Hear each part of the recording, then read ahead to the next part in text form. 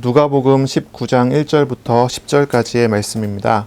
제가 봉독하겠습니다. 예수께서 여리고로 들어가 지나가시더라. 삭개오라 이름하는 자가 있으니 세리장이요 또한 부자라. 그가 예수께서 어떠한 사람인가 하여 보고자 하되 키가 작고 사람이 많아 할 수 없어 앞으로 달려가서 보기 위하여 돌 무화과 나무에 올라가니 이는 예수께서 그리로 지나가시게 됨이러라. 예수께서 그곳에 이르사 쳐다보시고 이르시되 삭개오야 속히 내려오라. 내가 오늘 너의 집에 유하여야 하겠다 하시니 급히 내려와 즐거워하며 영접하거늘 뭇 사람이 보고 수군거려 이르되 저가 죄인의 집에 유하러 들어갔도다 하더라. 삭개오가 서서 주께 여짜오되 주여 보시옵소서 내 소유의 절반을 가난한 자들에게 주겠사오며 만일 누구의 것을 속여 빼앗은 일이 있으면 내 갑절이나 갚겠나이다. 예수께서 이르시되 오늘 구원이 이 집에 이르렀으니 이 사람도 아브라함의 자손이미로다. 인자가 온 것은 잃어버린 자를 찾아 구원하려 함이니라. 아멘. 오늘 말씀은 누가복음 19장 1절부터 10절입니다.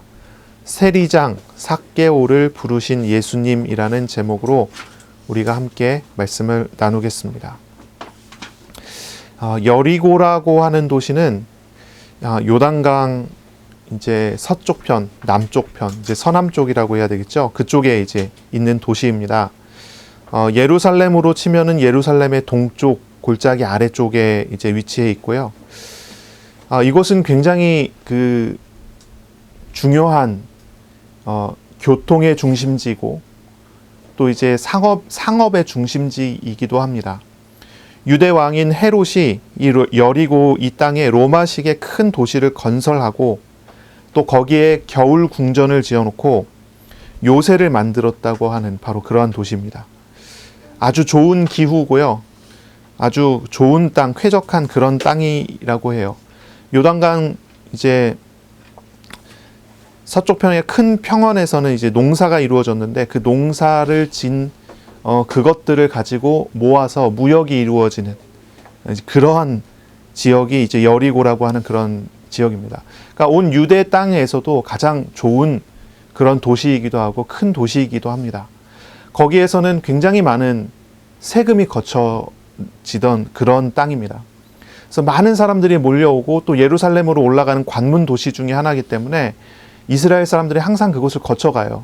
그러니까 이제 들어오면서 세금을 내야 되고 거기서 이제 무슨 무역 같은 걸 할 때에는 또 세금을 내야 되고 그래서 이곳에는 세리들이 아주 뭐랄까요 악명이 높은 그런 이제 땅이기도 합니다.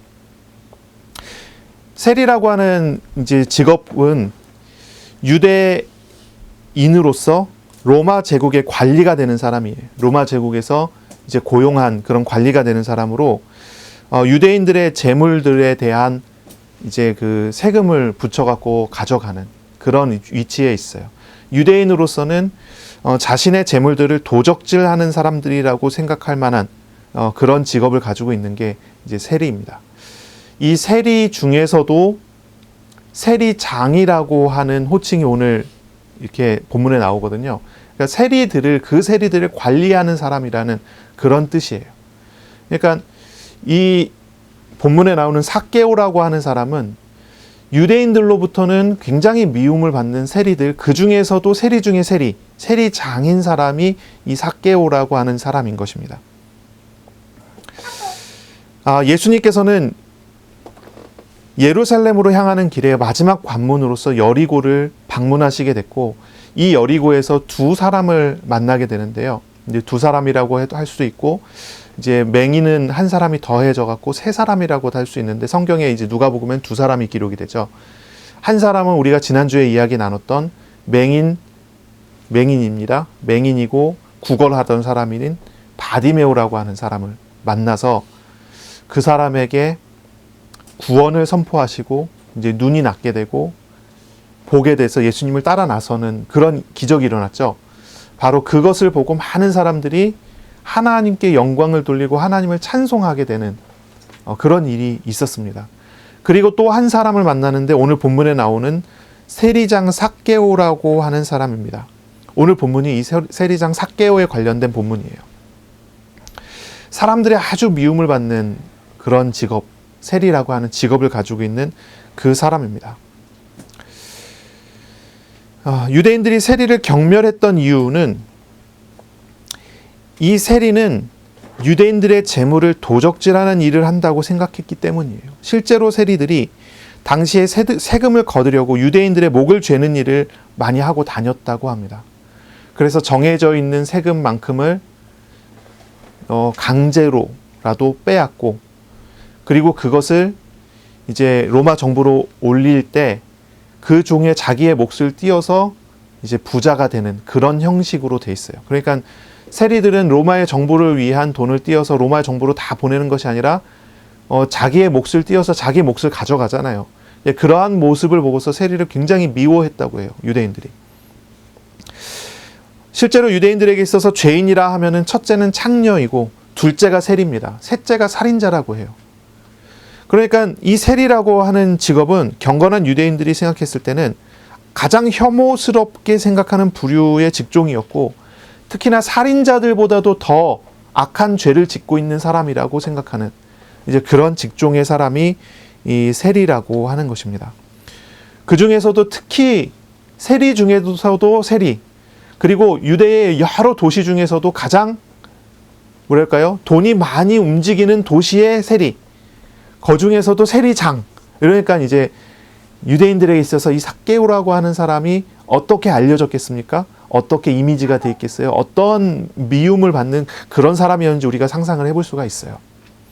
그래서 우리가 생각해보면 그래요. 예수님이 여리고에서 두 사람을 만났는데 맹인 바디메오를 만날 때 사람들이 수군거렸어요. 어떻게 저런 사람을 만나주시는가? 그런 이야기를 하는 겁니다.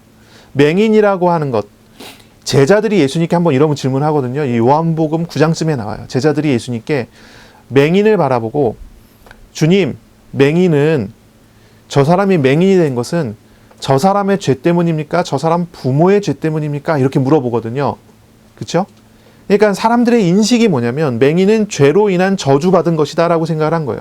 그래서 맹인들, 특히나 이제 구걸한다는 것은 버려졌다는 얘기거든요. 이 사람들은 사람들이 상종하지 못할 죄인, 부정한 사람 이렇게 생각을 합니다. 그래서 그 사람들을, 이 맹인, 이 거지들은요, 사람 취급을 하지 않아요. 사람 취급을 하지 않습니다. 그냥 구걸을 해야 하는 그런 종류의 사람으로, 그리고 기부를 좀 필요로 하는 그런 종류의 사람으로 생각할 뿐이지 인간 취급을 하지 않아요. 바로 이 맹인 바디메오에게 예수님께서 은혜를 베푸셨을 때 사람들이 수근수근 거리긴 했지만 이 맹인이 보게 되어 구원을 받았다는 선언이 됐을 때 사람들은 하나님을 찬송하게 되고 영광을 돌리게 되는 그런 모습이 나타나게 됩니다. 그런데 똑같이 죄인이라고 취급을 받는, 똑같이 부정한 사람이라고 취급을 받는 세리에 대해서는 조금 다른 모습이 나타나요. 예수님께서 세리인 삭개오의 집에 가서 머물겠다라고 했을 때 사람들은 아주 화를 냅니다. 분노합니다. 죄인의 집에 들어가 유한다고 하는 그런 말을 가지고 분노합니다. 물론 우리가 이제 생각해 봤을 때 이런 것들이 있죠. 맹인이라고 하면은 소극적인, 능동적이지 않은 수동적인 죄인이라고 할 수 있잖아요. 그렇죠? 나면서부터 맹인이다 그러면 그 부모의 죄, 누구의 죄 이런 식으로 이제 생각을 한 것입니다. 그런데 세리는요, 그 스스로가 적극적인, 능동적인 죄를 짓는 사람들이라고 생각을 하는 거예요. 그러니까 맹인에 대해서는 조금 이렇게 상종하지 못할 사람이기는 해도 불쌍한 사람으로 생각을 해주는데 세리는 전혀 그렇게 생각을 하지 않는 거죠. 그래서 예수님께서 맹인을 고치시고 맹인과 어울리시는 것에 대해서는 그래도 어느 정도까지는 심리적으로 그래도 인정할 수 있는 범위 안에 있는 겁니다. 어린아이와 어울리고 맹인과 어울리고 막 이런 것은 이제 어느 정도 그 선에서 있는 생각을 하는 거죠. 그런데 이제 세리의 집에 들어갔다. 이건 이제 사람들이 이거는 용납을 못하는 거예요. 아주 화를 내는 거죠. 이제 그런 입장에 있는 것입니다. 예수님은 이 세리를 어떻게 보십니까? 정죄하지 않습니다. 이 세리들을 피하지 않습니다. 이 세리를 부르시고 친구가 되시고 회개하도록 도우시고 구원하시는 일을 예수님께서는 하셔요. 10절에 우리 주님은 선한 목자로서 잃어버린 자를 찾듯이 이 삭개오를 찾았다고 하는 그런 표현이 나옵니다. 인자가 온 것은 잃어버린 자를 찾아 구원하려 함이다. 이런 말씀을 하시죠. 주님은 판사가 죄인을 심판하듯이 세리를 만나주시지 않았습니다. 주님은 길 잃은 양을 찾듯이, 목자가 길 잃은 양을 찾듯이 이 세리를 찾아서 만나주신 것이지요. 이 예루살렘의 여행길에 예수님께서 하셨던 세 가지 비유가 기억이 나십니까? 목자가 잃어버린 한 마리 양을 찾는 것처럼 예수님의 구원사역은 그렇게 이루어집니다. 들어가 있으세요. 두 번째, 뭐라고 했죠? 여자가 10개의 드라크마를 가지고 있는데 그 중에 하나의 드라크마를 잃어버렸을 때 그것을 찾듯이라고 해요. 또 한 가지는 아버지가 탕자, 이 집 나간 잃어버린 아들을 찾듯이, 그것이 하나님의 구원 사역이다라고 하는 비유를 예수님께서 하셨죠. 바로 그 표현을 여기서 하시는 거예요. 이 삭개오를 구원하시고 삭개오를 찾아가셔서 바로 그 얘기를 하는 거예요. 잃어버린 자를 찾는다. 사람들은 심리적으로 또 생각하기를 항상 어떠한 선을 그어놓습니다. 그래서 나는 여기까지는 용납이 되지만 이것을 넘어가면 안 된다는 것이 항상 있어요. 어떤 사람은 굉장히 사람이 유하고 온유한 사람이 있습니다. 그런데 이런 이야기를 사람들이 합니다. 저 사람은 정말로 온유하고 괜찮은 사람인데 한 번 화를 내면 정말 크게 화를 낸다. 이 얘기는 뭡니까? 이 얘기는 심리적인 선이 있다는 거죠. 어느 정도 선이 있다는 거예요. 그것을 두고서 이제 행동을 하고 그것을 두고서 일을 한다는 거예요. 그런데 우리 하나님은 어떻습니까? 우리 하나님은 그런 선이 없으세요. 오히려 뭐라고 하냐면 가장 비천한 자, 가장 미움을 받는 사람, 가장 멸시를 받는 사람을 위해서 오셨어요. 그들을 위한 사역을 우리 예수님께서는 하시는 것이죠. 탕자의 비유를 생각해 보세요. 아버지는 탕자의 잘못에도 정죄하지 않습니다. 그를 기다리고 또 기다립니다. 왜냐하면 아버지이기 때문에, 자녀를 사랑하기 때문입니다.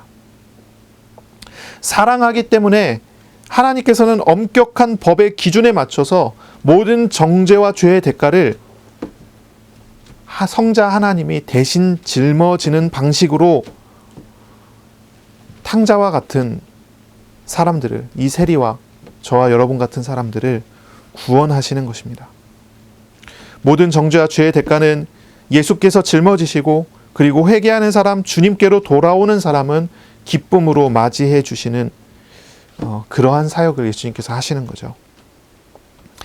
하나님께서 죄인들을 정죄하시지 않았습니다. 도리어 죄인을 섬기려고 사역을 하시죠.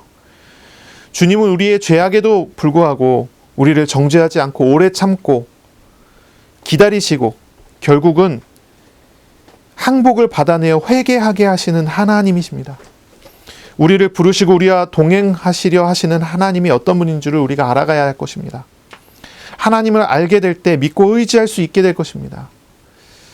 성경은 우리에게 가르칩니다. 하나님은 사랑이시다라고 가르칩니다. 하나님은 사랑이십니다. 그 하나님의 사랑을 아십니까? 그 하나님의 품에 들어가 계십니까? 이런 질문 우리가 꼭 해봐야 되겠지요. 인간은 육신에 있는 한 죄를 벗어날 수가 없어요. 전적인 타락, 전적인 부패, 벗어날 수 없는 사망에 사로잡혀 있는 존재가 인간이라는 것을 성경은 우리에게 가르쳐 주죠. 인간은 결코 죄에서 벗어날 수가 없다고 합니다. 예수 그리스도를 영접해 믿은 사람은요, 어떻습니까?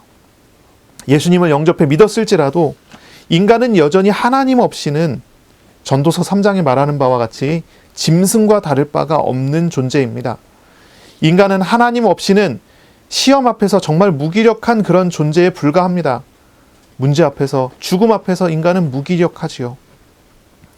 그러나 하나님과 동행하는 사람은 영생을 소유한 사람이 되고 영원을 바라보며 영광의 하나님의 나라를 경험하며 사는 사람이 됩니다.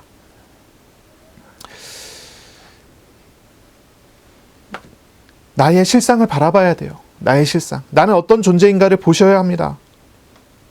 나는 어떤 존재입니까? 우리가 중요하게 조금 생각을 해봐야 되는 부분이 있어요. 나는 나를 어떻게 볼까요? 나는 나를 어떻게 볼까요? 하나님은 나를 정죄하시지 않고 나를 사랑하신다고 합니다. 그렇죠? 하나님은 택하신 자를 부르시되 끝까지 인내하시고 기다리시고 결국은 우리가 돌이켜 하나님 앞에 무릎 꿇을 때까지 하나님은 인내하시고 도우시고 역사를 하십니다. 하나님은 나를 그렇게 보시거든요. 그런데 나는 나를 어떻게 봅니까? 나는 나를 어떻게 봅니까? 나는 어떤 존재입니까? 자꾸 우리는요, 다른 사람을 바라볼 때 판단하죠. 이게 어떤 육신의 약함이기도 하고 육신의 교만함이기도 합니다. 다른 사람을 판단할 뿐 아니라 우리는 우리 자신을 자꾸 판단합니다. 나는 이렇다, 나는 저렇다, 나는 그렇다라고 합니다. 어느 때는 막 교만해져 갖고 내가 막 높아지기도 하고 어느 날은 낙심해서 내가 막 한참 낮아지기도 합니다. 자존감이 막 춤을 춥니다. 막 춤을 춰요. 상황에 따라 그 사람이 달라져 갑니다. 변화돼 갑니다. 우리는 자꾸 변합니다. 좋았다가 나빴다고 합니다. 천국에 있다가도 조금 있으면 지옥에 있는 것처럼 변하기도 합니다. 우리의 지식에 따라, 감정에 따라, 의지에 따라 자꾸 나라는 사람은 자꾸 다르게 파악이 됩니다. 그런데 우리는 그러한 모습을 보면서, 그러한 모습을 생각하면서 나의 어떠한 모습에 사로잡혀서 내가 그런 사람인 것처럼 자꾸 우리 자신을 그렇게 꾸며갑니다. 꾸며가지요. 근데 우리 생각해 봐야 돼요. 내가 보는 나는 참된 내가 맞을까요? 내가 보는 다른 사람은 정말로 그런 사람이 맞을까요?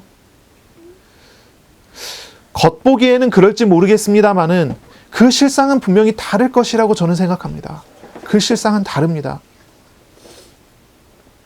우리 주변에 성격이 괴팍한 사람이 있을지 모르겠습니다. 그 사람을 바라볼 때 우리는 겉으로 저 사람은 이래, 저 사람은 그래, 저 사람은 어때? 라고 하는 어떤 판단을 자꾸 합니다. 그 사람에 대한 평가를 내립니다. 우리는 스스로 재판장이 돼서 그 사람이 어떻다라고 결론도 내립니다. 근데 그것이 다른 사람을 향할 뿐만 아니라 우리 자신을 향하기도 합니다. 나의 처지, 나의 상태를 바라보면서 자꾸 그렇게 평가를 하는 거죠. 그런데 그런 내가 진짜 나는 아니라는 것입니다. 그런 다른 사람이 정말로 그런 다른 사람이 아니라는 것입니다. 우리 인간은 분명한 영적인 존재잖아요. 육신적인 것을 가지고 우리가 그것을 판단해서 그렇다라고 결론 내리는 것은 너무나 성급한 결론이 아니겠습니까? 영적인 것을 파악해야 됩니다. 영적인 것을 봐야 됩니다. 영적인 것을 본다는 것은 무엇입니까? 하나님과의 관계를 봐야 된다는 것입니다.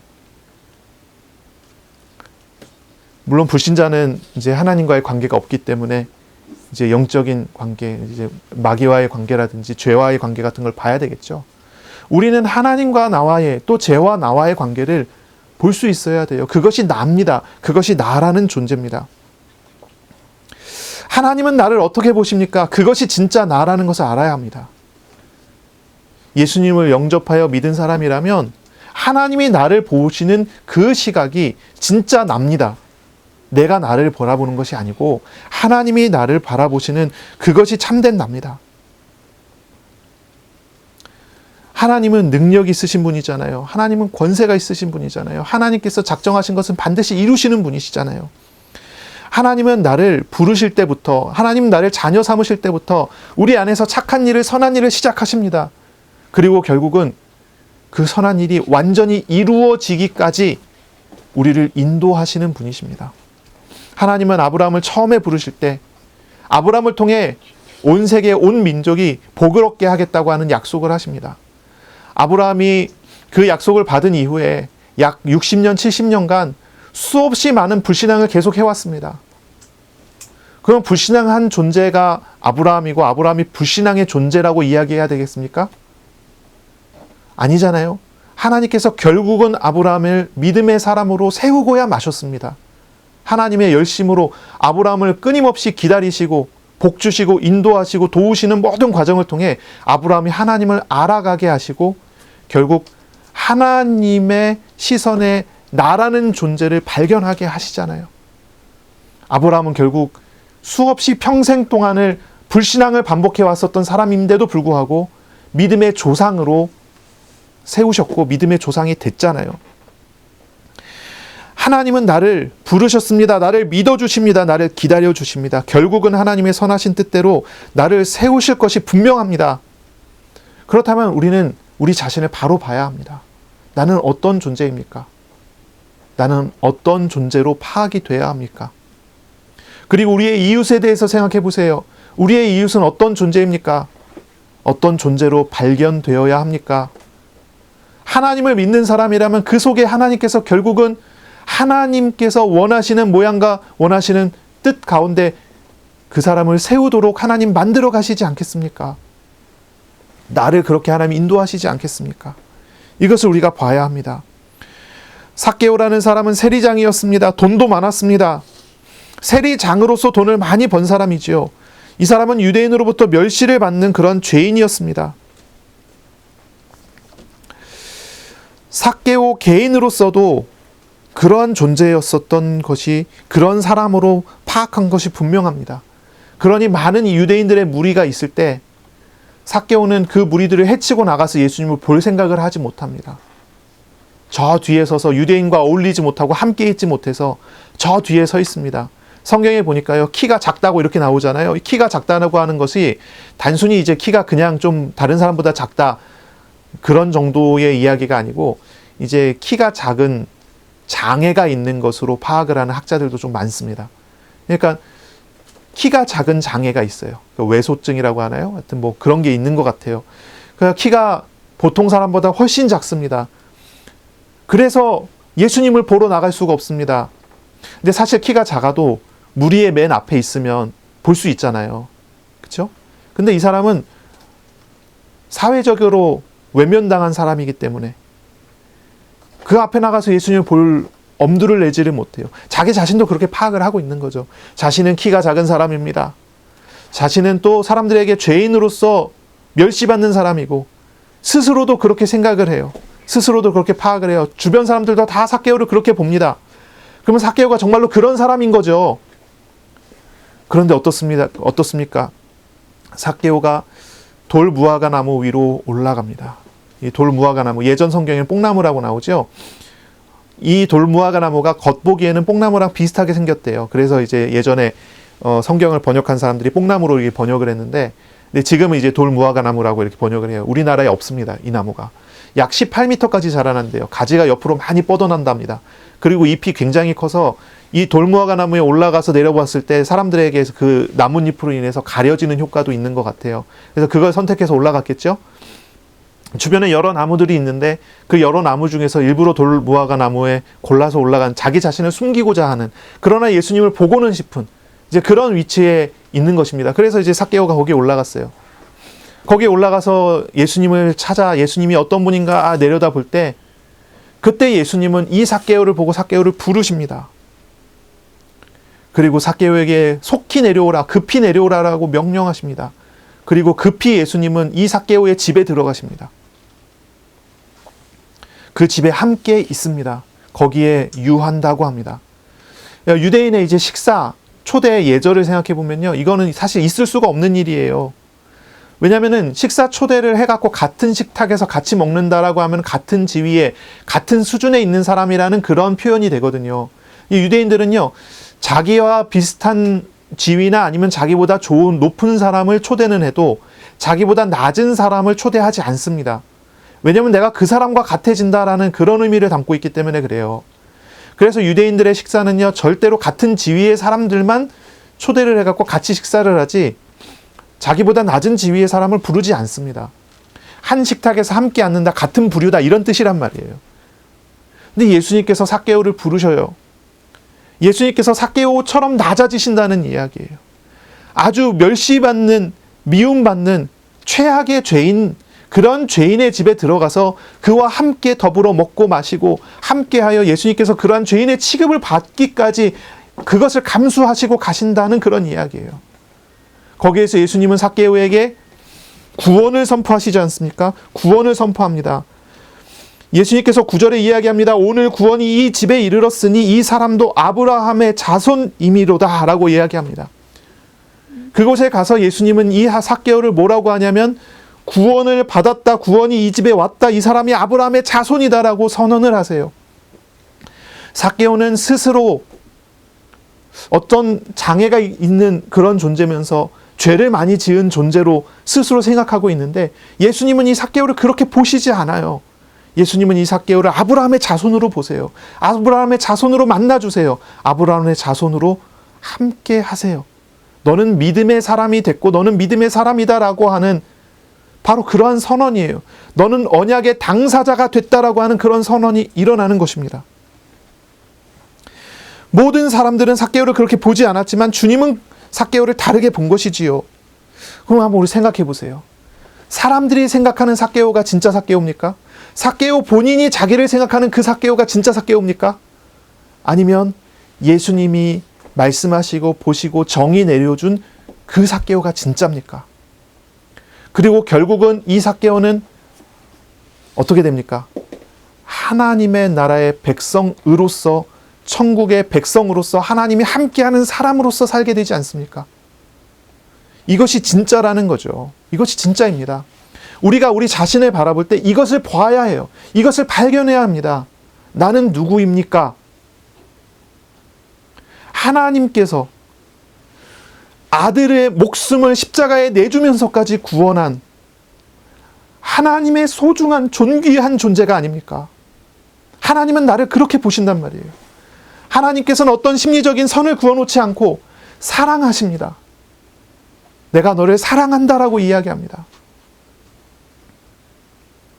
여리고에서 만난 두 사람 있잖아요. 맹인 바디메오는 사람들이 용납을 해줬습니다. 근데 삭개오는 용납을 못합니다. 그러나 우리 주님은 그런 선이 없어요. 제한이 없어요. 조건이 없어요. 우리는 자꾸 조건을 걸고 이것까지면 괜찮고 저것까지면 안 되고 하잖아요. 우리 주님은 그런 조건을 걸지 않습니다. 그냥 주님은 사랑하십니다. 부르십니다. 그리고 주님은 나를 그렇게 믿음의 사람으로 여겨주셨습니다. 나를 구원의 사람으로 하나님의 나라로 하나님을 선포해 주십니다. 이렇게 낮은 나를 높이 하나님께서 높이셨습니다. 히브리서 11장 1절에 보면 믿음에 대한 이야기가 나오죠. 믿음은 무엇입니까? 바라는 것들의 실상이요 보이지 않는 것들의 증거다라고 합니다. 이 앞에 정말 우리가 좀 주의 깊게 한번 생각해 볼 필요가 있어요. 믿음은 바라는 것들의 실상입니다. 바라는 것이라는 것은 지금 와 있지 않다는 얘기예요. 지금 와 있지 않은 것을 바라지 않습니까? 이 바라는 것들의 실상이라고 그랬어요. 믿음은 바라는 것들의 실상이요. 아직 오지 않았는데 그것의 실제가 믿음에 있다는 것입니다.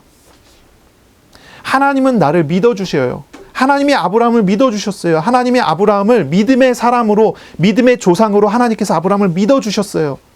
그래서 하나님께서 아브라함에게 끊임없는 기다림과 도움과 함께함을 통해 하나님을 알아가게 하시고 결국은 바라는 그것이 창세기 22장의 믿음의 조상으로 하나님께서 선포하시기까지 인도하셨잖아요. 그렇죠?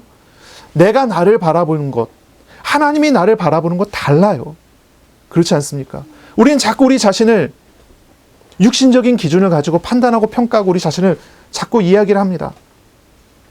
우리 하나님은 나를 바라볼 때, 나를 보실 때 나를 어떠한 부분을 바라보십니까? 하나님이 착한 일을 시작하셨어요. 그리스도 예수의 날에까지 착한 일이 완성되기까지 그것을 바라고 나를 부르신 것 아닙니까? 하나님이 나를 믿어주신 것, 그 믿어주신 그것이 나의 실상이 된다는 것입니다. 우리의 미래는 어떻게 봅니까? 우리의 미래는 나의 오늘의 처지를 바라보면서 우리의 미래를 계산할 수가 있겠습니까?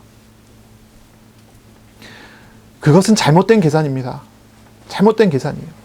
참된 계산은 어디서 나옵니까? 오늘의 나를 바라볼 때 나의 미래를 바라보고 계신 하나님의 믿음이 나의 미래인 것입니다. 그래서 우리 자신의 삶은 하나님 앞에서의 삶이어야 되고요. 내가 하나님을 인격적으로 알아가고 하나님의 말씀을 듣고 말씀하신 하나님이 나에게 하시는 약속을 들을 때 그것이 하나님이 나에게 이루실 미래라는 것을 믿어야 하는 것입니다. 그것이 믿음이라는 것입니다. 그래서 우리는 이것을 발견해야 돼요. 하나님 나를 지금 뭐라고 보시는가? 하나님은 나를 어떻게 보시는가? 이게 중요한 것입니다. 이것을 보는 것이 믿음입니다.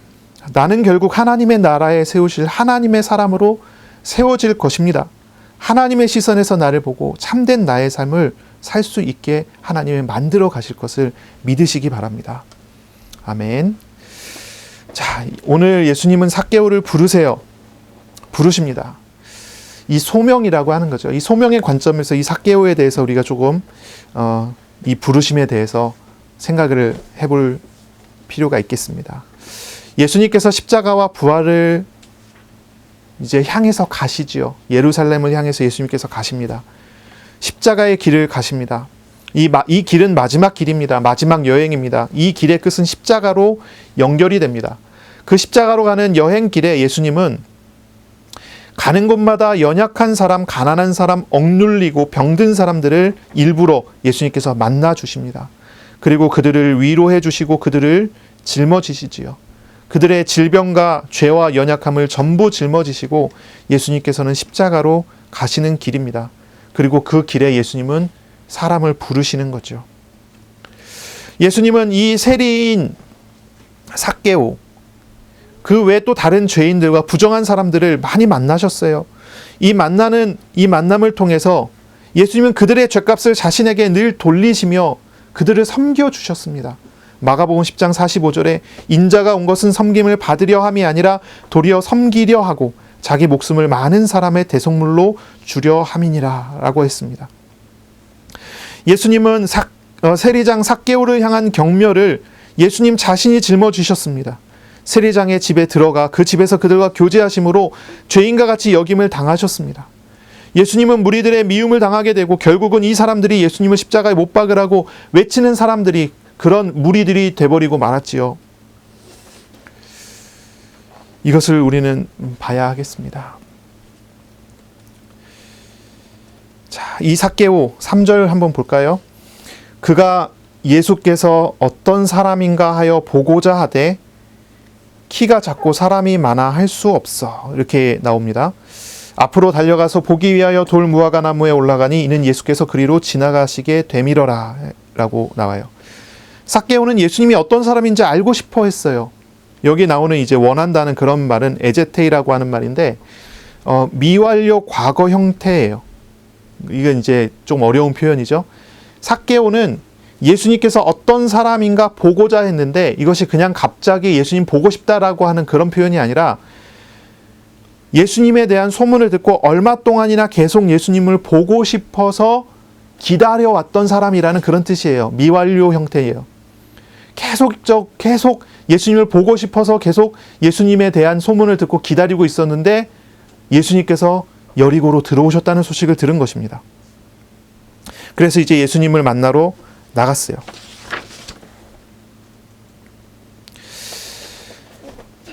그리고 이 삭개오는 키가 너무나 작아서 사람들 뒤에서 예수님을 볼 수 없었기 때문에 예수님이 지나가는 길가에 있는 돌 무화과 나무에 올라가서 예수님을 보려고 한 것입니다.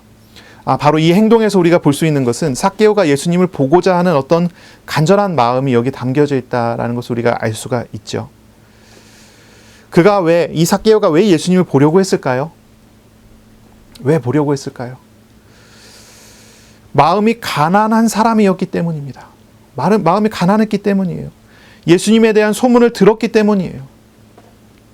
예수님은 하나님의 나라를 선포하시고 표적을 일으키신 분이라고 들었습니다. 예수님이 메시아라고 들었습니다. 예수님은 하나님의 나라를 선포하시는 분인데 죄인과 세리의 친구라는 말을 들었습니다. 예수님이 저주받은 사람 거지 맹인 바디메오를 치유하셨고 바로 저 바디메오가 예수님 뒤를 따라서 다니는 것을 목격했습니다. 그것을 보았습니다. 삭개오는 마음이 가난했기 때문에 예수님을 보려고 한 것입니다. 예수님을 찾아온 것입니다. 사람들 앞에 나설 수 없는 그런 죄인의 취급을 받는 사람이에요. 그러나 사람들의 피해서라도 예수님을 보고자 했습니다. 예수님은 하나님의 보내심을 받아서 나와 같은 죄인을 죄와 세상과 지옥에서 구원하시는 분이십니다. 그렇지 않습니까?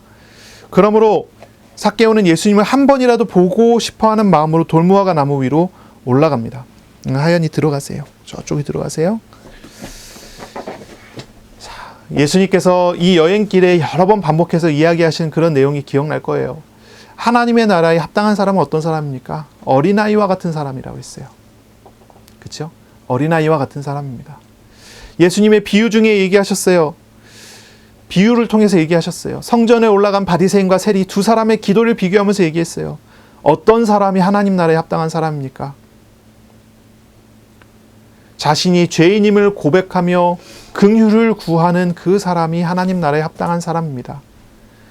가난한 사람, 억눌린 사람, 이런 사람이 하나님을 찾고 구할 때, 하나님께서 그 사람에게 찾아오실 때 그 사람은 하나님 나라에 합당한 사람이라고 이야기를 하셔요.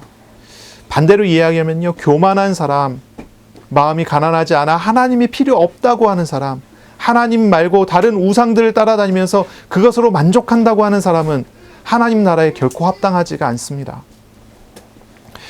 이 삭개오는 예수님을 그냥 보고자 하는 마음이었습니다. 간절한 마음이었습니다. 마음이 가난했기 때문입니다. 키가 작아 장애가 있어서 그런지 모르겠습니다. 세리장이라고 하는 그런 멸시를 당하는 사람이라 그런지 모르겠습니다. 이 사람은 마음이 가난했습니다. 그래서 예수님을 찾아 나선 것입니다. 우리가 하나님 앞에 설 때, 하나님을 구할 때 우리는 이 부분을 찾아야 되지 않겠어요? 이런 부분을 찾아야 하지 않겠습니까? 혹시 당신은 마음이 가난한 사람이십니까? 어린아이처럼 주님의 도움을 바라는 사람이 맞습니까? 주님은 이런 사람을 아시고 부르시고 그 마음을 위로하시고 도우시는 하나님이십니다. 주님을 구하시기를 바랍니다. 5절에 예수님께서는 이 삭개오를 부르십니다.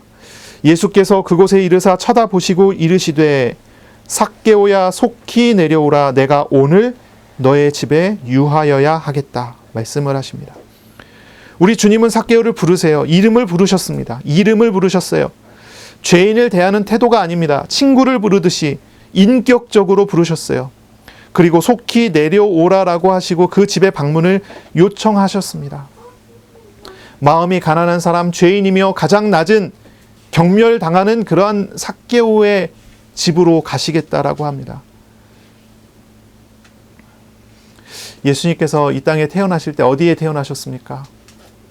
베들레헴에. 여관방이 없었습니다.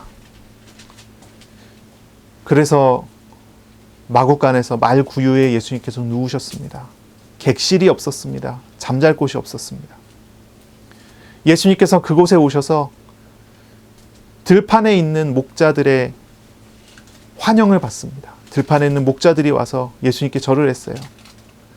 예수님께서 오셨을 때 가장 낮은 지위에 있는 노예나 다름없는 목자들의 영접을 받습니다. 예수님은 가장 높으신 왕이신데 가장 낮은 곳으로 내려오셨어요. 여관방도 없는 곳으로 갔잖아요. 말 구유에 누우셨잖아요. 짐승과 다를 바가 없는 취급을 받으셨습니다. 그곳에서 예수님께서 목자들의 영접을 받은 이유는 무엇입니까? 예수님은 죄인을 구하기 위하여 오셨기 때문이에요. 가장 낮은 곳으로, 비천한 곳으로 예수님 낮아지신 것은 그렇게 비천한 자들을 구원하시기 위함인 것이지요. 바로 그러한 모습을 보여주시는 거예요.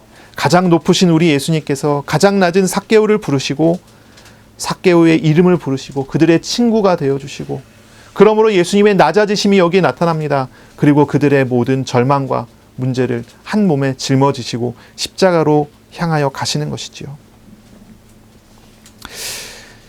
아주 놀라운 장면이 나옵니다. 정말 이해할 수 없는 놀라운 장면이 나와요. 예수님께서 말씀하십니다. 오늘 내가 너의 집에 유하여야 하겠다. 라는 이 장면입니다. 이건 예수님께서 삭개오에게 셀프 초청을 하는 것입니다. 셀프 초청.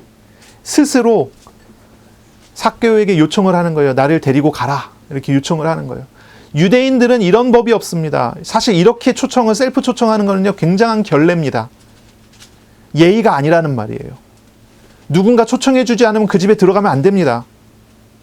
아주 친한 친구라면 모르겠지만, 그렇죠? 근데 예수님께서는 이 삭개오를 그렇게 아주 친한 친구처럼 대하시는 거예요. 결례를 그냥 행하십니다. 옆에 지켜보고 있는 사람들이 다 깜짝 놀랄 수밖에 없는 그런 말을 하세요. 그냥 셀프 초청만 해도 결례인데, 아니 저 세리장의 집에 들어간다니, 사람들이 이렇게 놀라는 것입니다.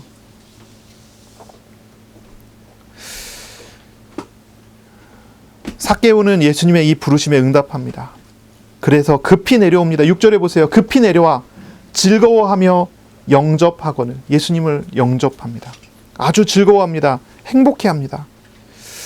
신앙생활이란 무엇일까요? 신앙생활은요, 낮은 우리의 삶에 내려와 낮은 우리의 마음에 찾아오시는 하나님을 즐거워하는 것이 신앙생활이에요. 하나님의 사랑과 낮아지심을 알고 하나님을 신뢰하고 그것을 기뻐하는 것이 신앙생활이에요. 우리를 높이시는 하나님을 보면서 하나님과 함께하는 것이 신앙생활이에요. 삭개오는 주님의 부르심에 기뻐서 예수님을 영접한 다음에 8절에 보세요. 주님께 이런 고백을 합니다. 주여 보시옵소서, 내가 내 소유의 절반을 가난한 자들에게 주겠사오며 만일 누구의 것을 속여 빼앗는 일이 있으면 내 갑절이나 갚겠나이다 라는 고백을 합니다. 이것은 이제 삭개오가 예수님의 영접을 받은 감사함으로 고백을 한 거죠. 이 예수님을 영접하기 전에 이런 고백을 했다면 우리가 조금 생각을 다르게 하겠지만 이게 그렇지 않잖아요. 예수님을 영접한 사람으로서, 예수님을 자신의 집에 모셔놓은 사람으로서 이런 고백을 하게 되는 거예요.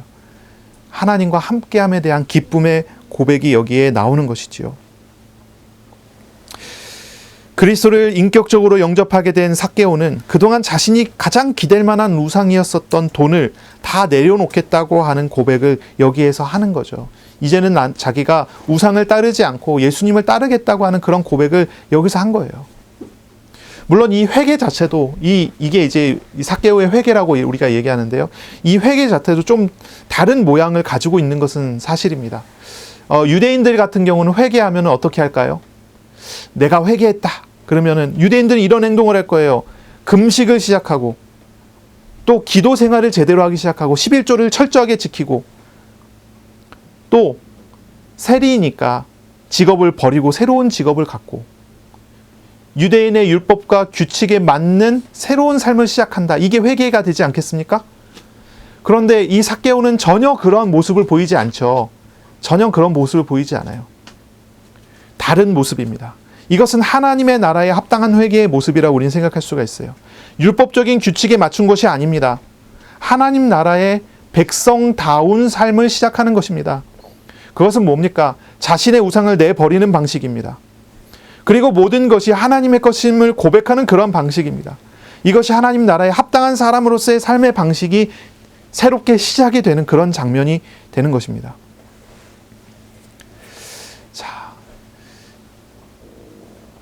은혜를 받은 사람은 어떠한 삶을 시작해야 될까요? 은혜 받은 사람 어떤 삶을 시작해야 되겠습니까? 우리는 삭개오에게서 배울 수가 있는 것입니다. 은혜 받은 사람은요, 하나님 나라에 합당한 삶의 자세로 바뀌어지는 거죠. 내가 그동안 의지해왔었던 많은 것들을 이제 다 하나님 앞에 내려놓고 나는 하나님을 따르겠습니다 라고 하는 그러한 중심과 그러한 삶으로 변화되어 나가야 되는 것이죠. 예전에 교수님이, 저희 지도 교수님이 그런 얘기를 해요. 독일에 유학을 하고 오셨었는데 그분이 하는 얘기를 해요.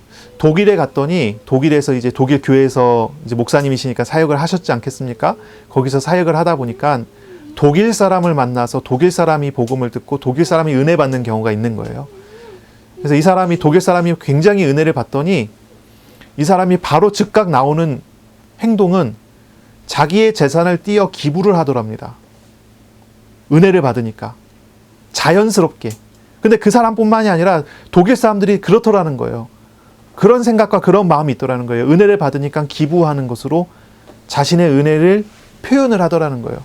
근데 한국에 와서 딱 봤더니 한국 사람들 은혜 받으니까 어떻게 합니까? 은혜 받으니까 달라지더라는 거예요. 달라져요. 전혀 달라지더래요. 뭐 상상에 맡기겠습니다. 어떻게 달라지는지 상상에 맡기겠습니다. 한국 사람들은 은혜 받으니까 교만해져요. 독일 사람들은 은혜 받으니까 겸손해지더래요. 조금 한국 사람들이 은혜를 오해하고 있는 게 아니냐, 뭐 이런 표현이었던 것 같아요. 이런 이야기였던 것 같아요. 저와 여러분은 어떻게 해야겠습니까? 어떻게 하는 게 맞겠습니까? 은혜를 받으면 겸손해지는 게 맞습니다. 왜 그렇습니까? 내가 하나님의 나라의 백성이 된 것이고 하나님의 나라의 백성으로 발견된 것이기 때문에 그래요. 하나님의 통치에 순종하는 자가 됐기 때문입니다. 하나님의 통치를 믿는 자가 되는 것입니다. 하나님의 나라라는 것 자체가 하나님의 통치하는 곳이라는 뜻입니다. 이 삭개오의 집에 예수님이 오셨을 때 이 집은 이제 예수님의 통치 범위 안에 들어간 것입니다. 삭개오가 그것을 깨닫고 즉시 하나님의 뜻에 맞추어 겸손한 자세로 하나님, 모든 것은 하나님의 것입니다라는 표현으로 헌금하게 되는 것이죠. 기부하게 되는 것이죠. 바로 그러한 표현이 여기 나오는 내용입니다. 사실 여기 좀 난제가 있기는 해요. 이 본문 자체가. 왜냐하면 이제 그 시제를 따져서 봤을 때 이런 표현도 가능해요. 주여 보시옵소서, 내가 내 소유의 절반을 과거로부터 지금까지 계속 가난한 자들에게 나누어 주었었습니다 라는 표현도 가능해요. 이 해석이요. 근데 그 앞뒤의 뉘앙스를 봤을 때는 은혜 받고 이제 시작하겠습니다 라는 표현으로 해석을 하는 게 앞뒤의 뉘앙스를 봤을 때는 합당한 것 같아요. 그런데 이 본문 자체는 그것도 가능해요. 그러니까 삭개오가 지금까지 가지고 왔었던 마음이 자신이 지금까지 벌어왔었던 모든 것에 대한 절반을 항상 띄고자 하는 마음이 있었다라는 해석도 가능한 거죠. 근데 주님을 만나고 보니 이제 더 이상 내가 이 돈을 의지하지 않아도 되는 것을 알았기 때문에 확실하게 이렇게 결단하겠습니다. 이런 표현으로도 해석을 할 수가 있는 것 같습니다. 그래서 이렇게 이제 삭개오의 고백과 이런 모습들이 나오게 되는 것이죠. 그때 이제 마지막으로 예수님은 말씀하십니다. 9절에 예수께서 이르시되 오늘 구원이 이 집에 이르렀으니 이 사람도 아브라함의 자손이미로다 라고 합니다. 삭개오의 이야기는요, 예수님을 찾아온 삭개오에 대한 이야기가 아니고요, 삭개오를 찾아오시는 예수님에 대한 이야기입니다. 그리고 이것은 삭개오가 회개하고 변화되었다라는 것으로 끝나지가 않고요, 삭개오가 아브라함의 아들로 인정되었음을 선포하는 것으로 결론을 맺어요. 유대 사회에서는 따돌림당하고 멸시당하는 삭개오였지만 주님께서는 하나님 나라의 백성됨을 선언하심으로, 그래서 이 삭개오의 신분이 높으신 하나님의 백성됨으로 역전됨을 선포하시는 것으로 이게 정리가 되는 것이죠. 이제 아까도 우리가 잠깐 이야기했지만 내가 나를 어떻게 바라보냐와 하나님이 나를 어떻게 바라보냐는 다르다는 것입니다. 달라요. 내가 나를 바라보는 것, 그것은 왜곡된 시선입니다. 육신적인 시선이고요. 그렇죠? 하나님이 나를 바라보시는 것은 결국 그렇게 하고야 말겠다라고 하는 하나님의 의지입니다. 하나님의 축복이 그 안에 담겨져 있는 것이죠. 우리 예수님은 이 삭개오를 하나님의 자녀로, 아브라함의 언약의 후손으로, 하나님의 나라의 백성으로 선언을 하셔요. 그것이 하나님께서 이 삭개오라는 사람을 보는 시선입니다. 그리고 결국 그러한 사람답게 살게 하겠다라는 하나님의 의지가 담겨져 있는 것입니다.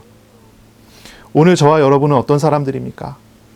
예수 그리스도를 영접하여 믿은 사람은요, 확실한 신분의 변화가 일어난 사람입니다. 확실한 신분의 변화가 일어난 사람이에요. 예수 그리스도가 마음에 계신 사람은요, 하나님의 통치 아래에 있는 사람입니다. 내가 시시때때로 이렇게 변하고 저렇게 변하고 그렇게 변할 수 있어요. 나의 상태와 나의 모습은 늘 변할 수 있어요. 어떨 때는 기도하는 사람이 됐다가, 어떨 때는 막 불평불만하는 사람이 됐다가, 어떨 때는 신앙이 있는 것처럼 보이지만 어떨 때는 막 불신앙하는 사람처럼 되고, 그러나 그러한 어떤 우리의 형태와 모습에 따라서 내가 움직여지는 게 아니고, 우리 가운데 오신 하나님이 나를 하나님의 자녀다, 예수 영접하면요 하나님의 자녀 되잖아요. 그렇죠?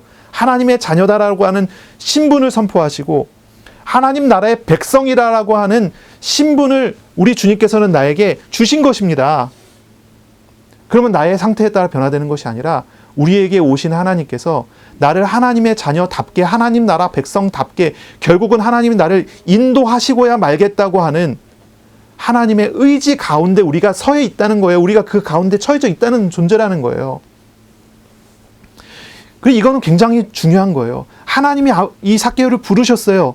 사랑으로 부르셨어요. 인격적으로 부르셨어요. 그렇죠?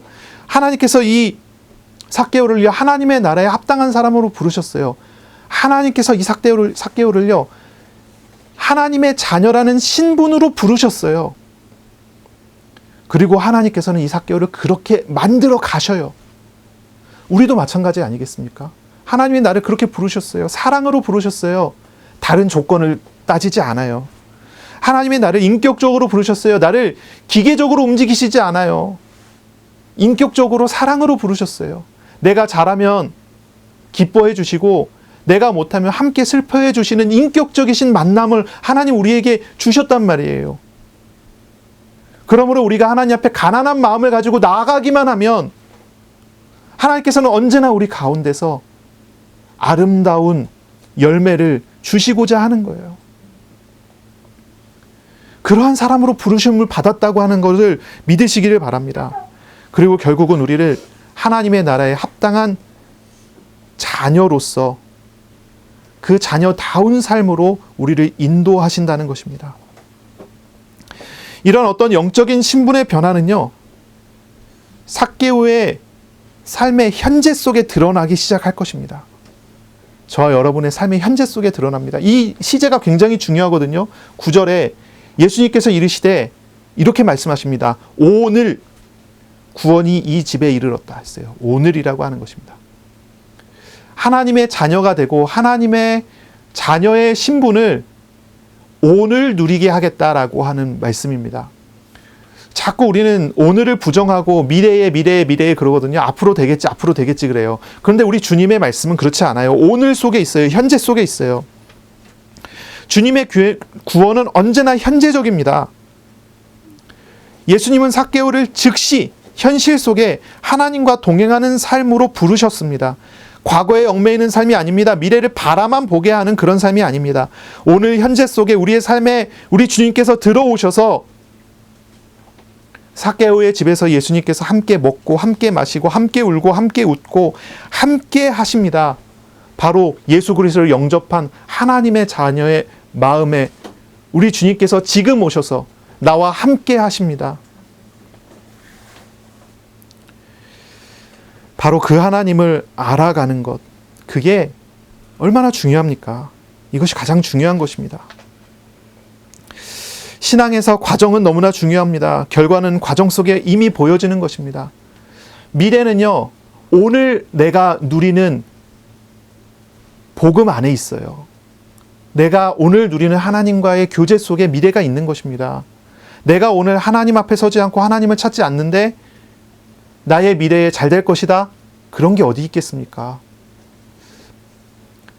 물론 하나님께서 우리를 정해놓으신 그 자리로 결국은 인도하시고야 말 것입니다마는 우리가 이 사실을 봐야 돼요. 하나님의 마음은, 하나님의 눈은 오늘 나의 현재 속에 함께 하시고 은혜 베풀어 주시기를 원하시는 것입니다. 그러므로 저와 여러분 우리들은요, 하나님을 구하는 사람으로서 살아가야 될 것입니다. 히브리서 11장 6절의 말씀이 있습니다. 믿음이 없이는 하나님을 기쁘시게 하지 못하나니 하나님께 나아가는 자는 반드시 그가 계신 것과 또한 그가 자기를 찾는 자들에게 상 주시는 이심을 믿어야 할지니라 했습니다. 하나님께서는 우리를 부르시고 우리가 하나님 찾기를 기다리고 계셔요.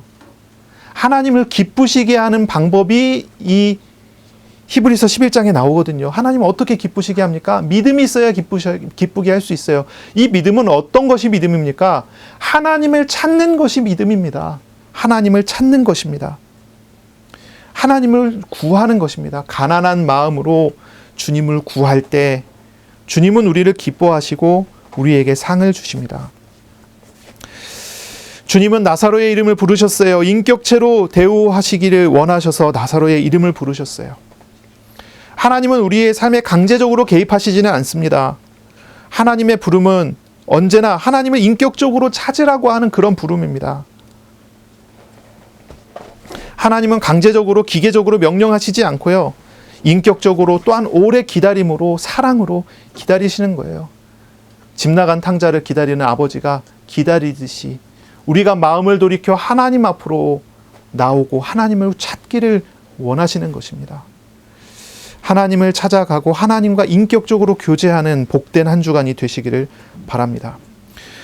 길을 찾는 사람이 많습니다. 문제 해결을 찾는 사람도 많습니다. 삶의 해답을 찾는 사람, 삶의 응답을 찾는 사람도 참 많습니다. 비인격적인 그런 것들을 찾는 사람은 참 많은데 모든 것의 근원이신 인격적인 하나님, 창조자이시며 섭리자이신 하나님을 찾는 사람이 별로 없습니다.